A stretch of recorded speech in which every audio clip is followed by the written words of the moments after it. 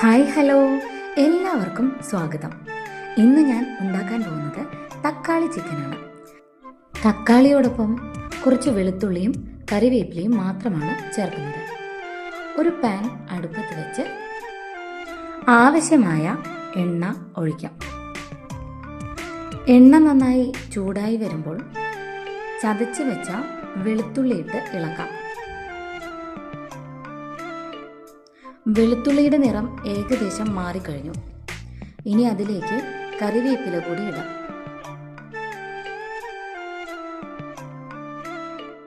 വെളുത്തുള്ളിയും കറിവേപ്പിലയും മൂത്ത് വരുമ്പോൾ നമ്മൾ അരിഞ്ഞു വെച്ച തക്കാളി ചേർത്ത് നന്നായി ഇളക്കി യോജിപ്പിക്കാം.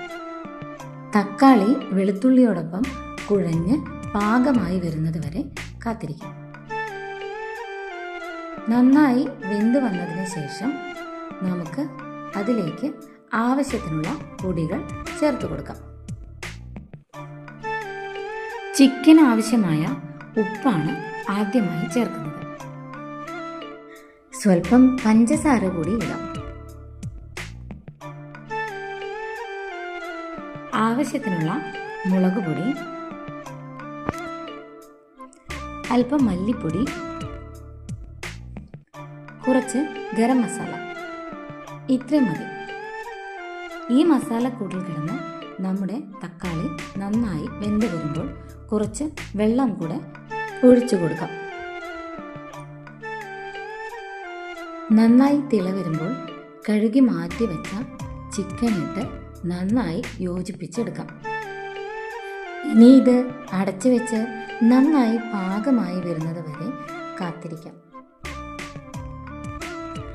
ചിക്കൻ ഇപ്പോൾ ഏകദേശം വെന്ത് പാകമായി വന്നിട്ടുണ്ട്.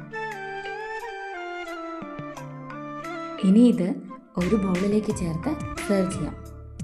തക്കാളി നീരിൽ വെന്ത് വന്ന ഈ ചിക്കനെ തക്കാളി ചിക്കൻ എന്ന് വിളിക്കാം. ഈ റെസിപ്പി ഇഷ്ടമായാൽ സബ്സ്ക്രൈബ് ചെയ്യാനും ലൈക്ക് അടിക്കാനും മറക്കല്ലേ. Thank you.